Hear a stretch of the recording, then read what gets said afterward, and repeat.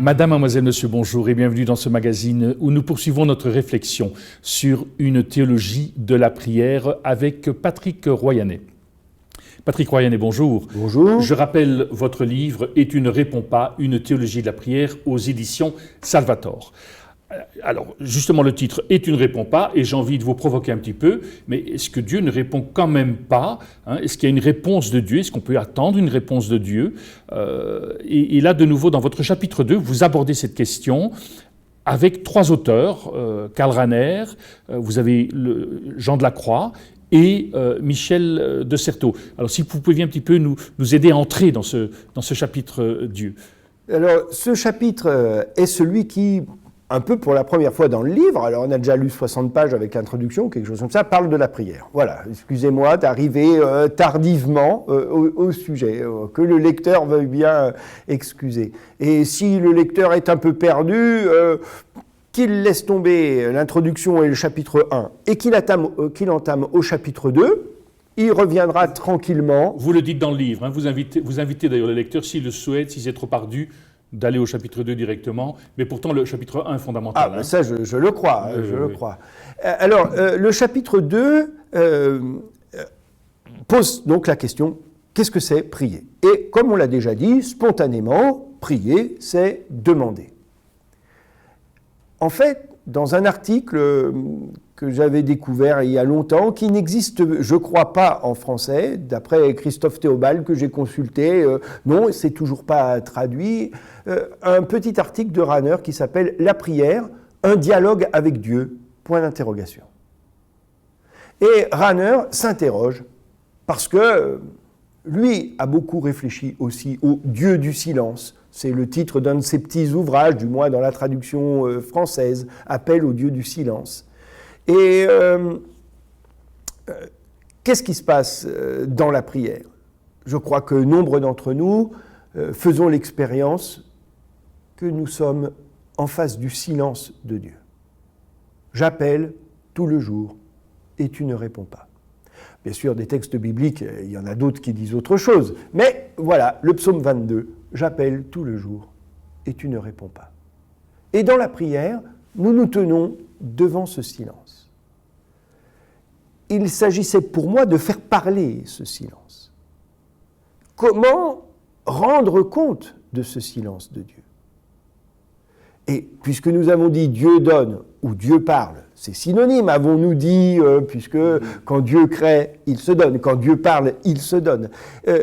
Comment est-ce que nous allons entendre une parole de Dieu dans le silence? Pas malgré le silence, comme si le silence était un truc qu'il faudrait contourner pour enfin entendre, ou bien comme si c'était nous qui étions mal disposés et qu'il faudrait que nous travaillions sur nous pour enfin arriver à écouter. Ce serait toujours de notre faute si nous n'écoutons pas la parole. Non, non, non, non. Le silence de Dieu, c'est notre lot. Alors, que se passe-t-il?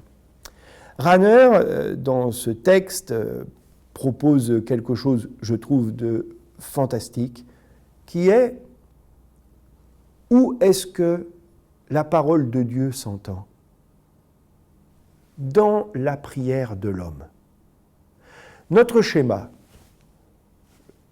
j'appelle, Dieu répond, doit être inversé.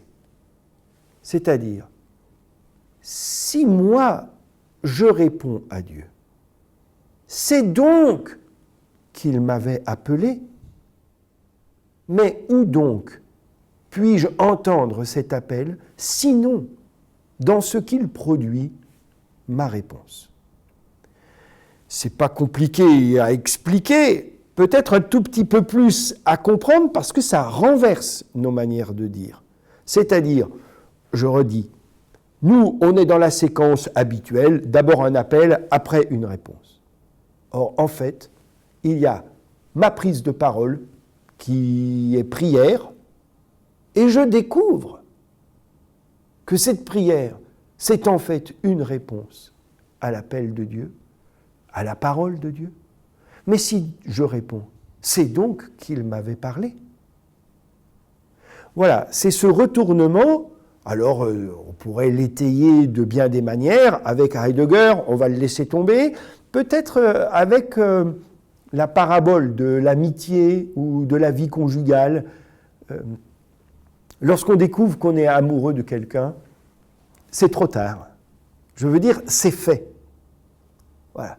Et si je réponds à ce que j'entends de l'appel de l'amour de l'autre, je rentre dans cette relation. Mais c'est en répondant que je découvre que je l'aimais. Et je crois que dans la relation, qu'elle soit amicale, amoureuse, filiale, paternelle, toutes nos relations, y compris les relations de détestation, parce que ça marche de la même manière, nous arrivons toujours trop tard. Et que la séquence cause-effet ne fonctionne pas. C'est l'effet qui laisse deviner qu'il y avait eu une cause. De sorte que je prie en demandant, en rendant grâce, en louant, en demandant pardon, toutes les fois, prier, c'est toujours répondre. Je ne sais pas si... Non, je n'ai pas redit toute la richesse du texte de Rahner. Il faut le relire, même s'il est un peu compliqué, encore une fois. J'essaye d'être pédagogue et de souligner pas à pas comment l'entendre, mais ce texte est vraiment magnifique. Quelques années plus tard, je découvre la faiblesse de croire de Michel de Certeau. Et je trouve dans cet ouvrage, donc un jésuite du XXe siècle, spécialiste entre autres, parce qu'on ne peut pas réduire Certeau à juste une étiquette, mais spécialiste entre autres du discours mystique, de ce que les priants ont dit sur la vie avec Dieu, je découvre exactement le même renversement. À savoir, ce qui existe, ce sont une série de vies converties, les nôtres, celle de Jésus en premier, qui laissent deviner ce qui les a retournés. Mais la parole qui a retourné nos vies, elle demeure à jamais inaccessible. Nous ne pouvons que la confesser évanescente à travers notre réponse. Alors voilà, c'est la thèse du livre, si je peux dire, c'est ma thèse, pas personnelle, mais c'est la thèse que je développe sur la prière. La prière est toujours une réponse. Prier, c'est répondre au Dieu qui, le premier, se donne. Prier, c'est répondre au Dieu qui, le premier, nous a aimés, comme dit la première épître de Jean. Jean de la Croix entre dans cette dynamique-là également? Est-ce que vous le citez longuement dans ce chapitre? Oui, Jean, pour moi, dans ce chapitre, au chapitre 4, il joue un autre rôle. Mais dans ce chapitre, Jean a un propos tout à fait incroyable que nous devrions tous connaître. C'est un texte qui est à la liturgie des heures, donc on lit au moins une fois par an, ou qu'on est susceptible d'avoir transmis à d'autres. Voilà, c'est pas un truc que j'exhume. Jean a une perspective christologique. Aux priants qui réclament dans la prière des satisfactions, qu'on se sente bien, qu'on ne soit pas trop dans le divertissement, la distraction, Jean dit, qu'est-ce que tu demandes là? En son Fils Jésus, Dieu a déjà tout dit. En son Fils Jésus, Dieu a déjà tout donné. Tu demandes quelque chose de plus? L'incarnation de Jésus, sa vie, sa mort et sa résurrection sont donc rien pour toi? Et Jean nous dispute, enfin j'essaye de le dire poliment parce que je crois que c'est plus que ça, Jean nous remet en place lorsque nous demandons des grâces dans la prière.